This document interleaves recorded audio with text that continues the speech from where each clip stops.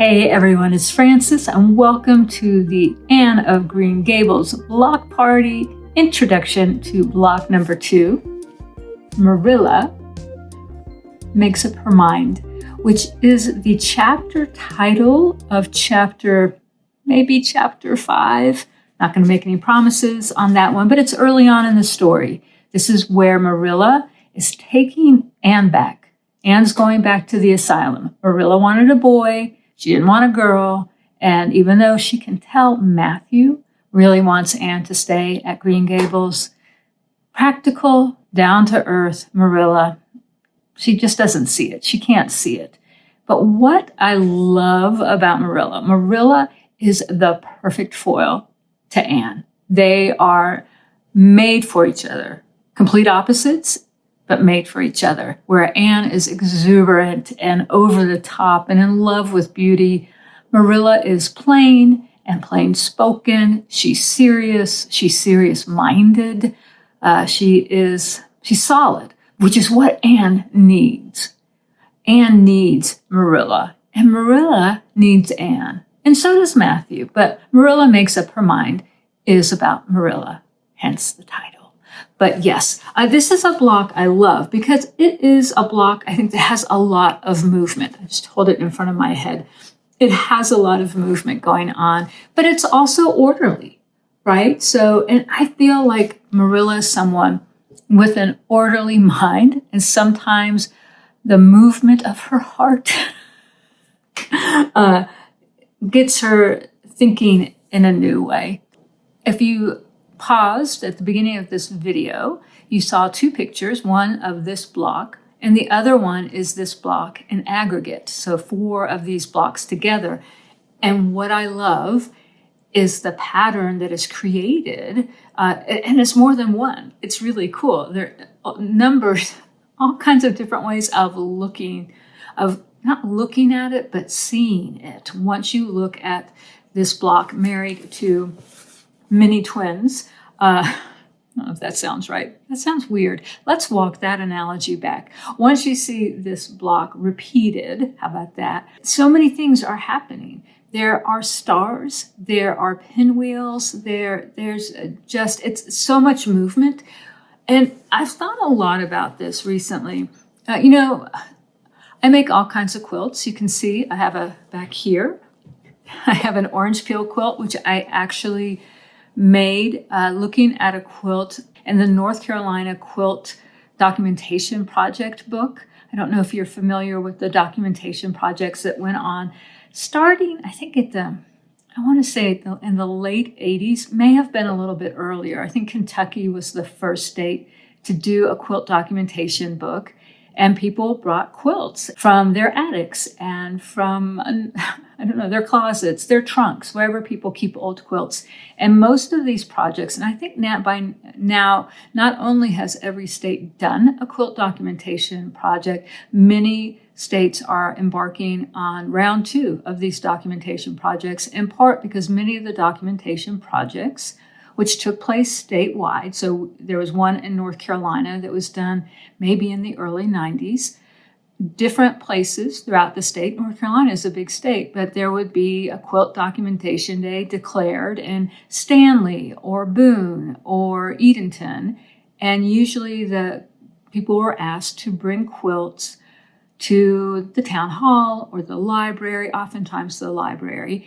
And oftentimes they were asked to bring quilts made prior to 1950 or 1960. There were often firm cutoff dates. So the quilt that I saw, this orange peel quilt, was I think a 1914 quilt from that book, North Carolina Quilts. And I saw it and I loved it and I had to have it. And because I'm a quilter, I made it. Isn't that a great thing about being a quilter? You see a quilt you love, you're like, I'll make that. There are some quilts I have seen and love where I'll never be able to make that. But with traditional quilts, there are really difficult blocks, like a cathedral window. Beautiful, beautiful block. Will I ever achieve the skill set to make that? I don't know. Maybe I like to think I could. But what I do know is that I can make this block pretty easily, pretty accurately. And it creates a beautiful quilt. But what I've been thinking about, because so much of my time as a quilt maker has been making modern quilts with a real love for antique traditional quilts made in the 20s and 30s in particular, I've always thought about quilting as a way for women, particularly in the 19th century, who might have limited opportunities as artists.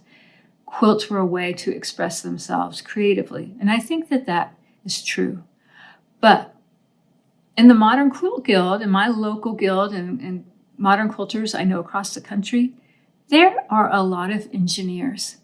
In fact, I just did an interview with an engineer who works for NASA, for Quilt Folk, and so, and I realized that quilting is also a way for women with strong mathematical inclinations. I am not one of those women, but there are women throughout time who have been mathematically gifted.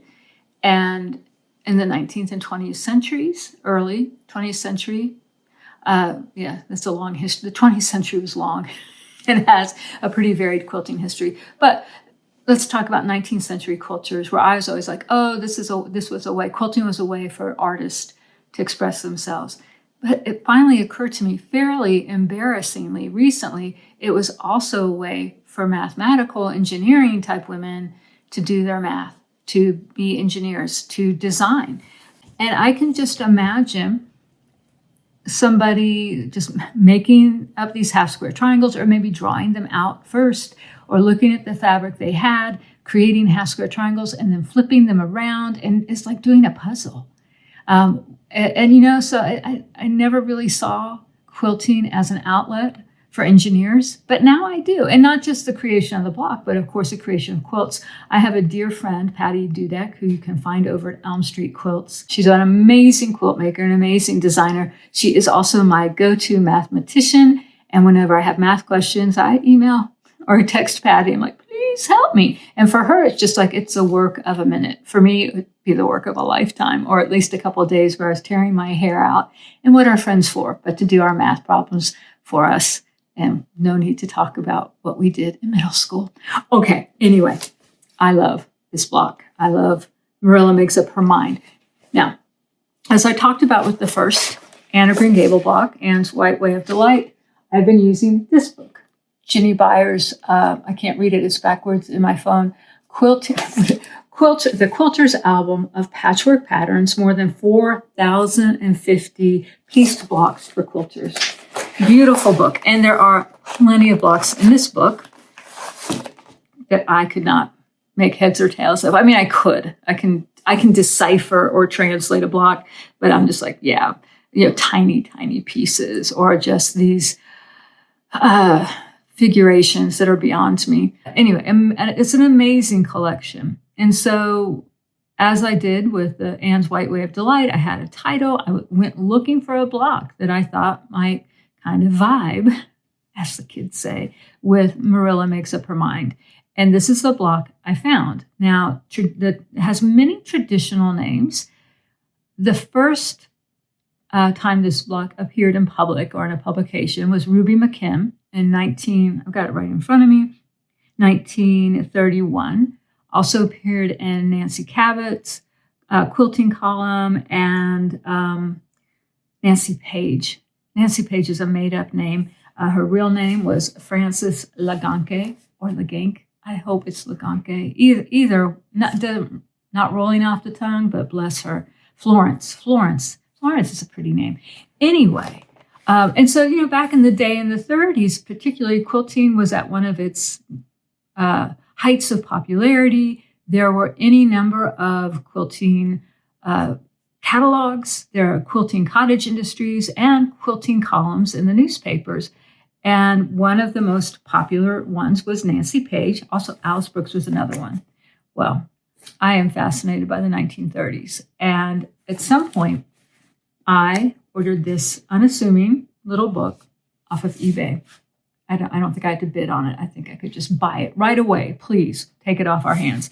Well, what it is, it's a law book.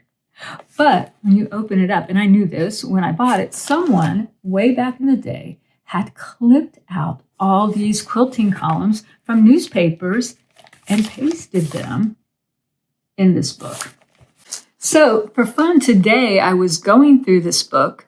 I was thinking, I wonder if I can find any fun patterns to use for my Anna Green Gables block party. And I came across the actual Nancy Page quilt column, in which she names this block the Whirlpool. And I love this, and this just happened today. I've already made many, many of these blocks. The Whirlpool is an active quilt pattern, and it is. And I'll read it a little bit. Since the weather is grown warm, I thought you might be interested in making a quilt which suggests cool waters. I have called this pattern, which is an old-time one, the Whirlpool. Now, that's an interesting question. What is it when you're in the 1930s, writing in the 1930s, what is an old-time pattern? I'm just assuming it's a pattern that has been traveling around, that originated with many different designers, not just one. And again, this is an old-time pattern, and we know that Ruby McKim had already published it 2 years earlier. So, hey, yeah, old-time that way. But so who knows? And I would love to be able to talk to Florence, aka Nancy Page. Is that right? Did I just say that right? Yes, Nancy Page. And say, so how old was it? What do we know about it? I don't know. Maybe Barbara Brackman would know. We should ask Barbara. Other names for this block for Marilla. Windblown Square. That's what Ruby McKim called it. Balkan Puzzle. Nancy Cabot in the Chicago Tribune called it that in 1933. Flowing Ribbons. Again, Nancy Cabot in 1935. Did a little bit of a repeat there. Who can blame her? She was busy. She had a lot going on, I assume. Whirlpools by Nancy Page, which is what we just saw. That was in the Birmingham News. Also called Wind-Blown Star. The third Nancy Cabot iteration, although actually it was not. It was this one was also published in 1933. So she apparently, it looks like it was in both of those in the Chicago Tribune on the same day. So she just gave two different names for the same pattern. So I love, this is one of my things that I love, is I love the multiple names for any quilt block, the creativity that you see in the names. So that is our quilt block. And there's a tutorial that you can click on and watch how I put it together. It is half square triangles. And in some ways it's like, that is so simple. And in some ways it is a super simple block. The hardest thing about keeping it together is not falling apart when you sew it together and realize that you have put some of the half square triangles in the wrong position, which is very easy to do with this block. And that's pretty much what I focus on in the tutorial. Kind of, here are some devices to help you keep the block everything in the right order. That is our introduction to Marilla Makes Up Her Mind. I almost said Marilla Changes Her Mind. Let me know if you have any questions or comments. I'd love to hear from you. And also, when it's time for you to make this block, when you're ready, you can go to the Quilt Fiction Story Guild on Patreon, and there will be the pattern /diagram of the block for which you can print out, which I think will be helpful. It is free. Part of Story Guild is open to the public, although if you do go, I would love it if you would consider trying a free membership. 1 month, absolutely free. You can see all the stuff we've got going on in there, including hundreds of hours of audio stories and books about quilting. So please check us out at Quilt Fiction's Story Guild. The link will be below me in the show notes. So come visit. I'd love to see you. Thanks so much. And enjoy Anna Green Gables and Marilla Makes Up Her Mind. Bye for now.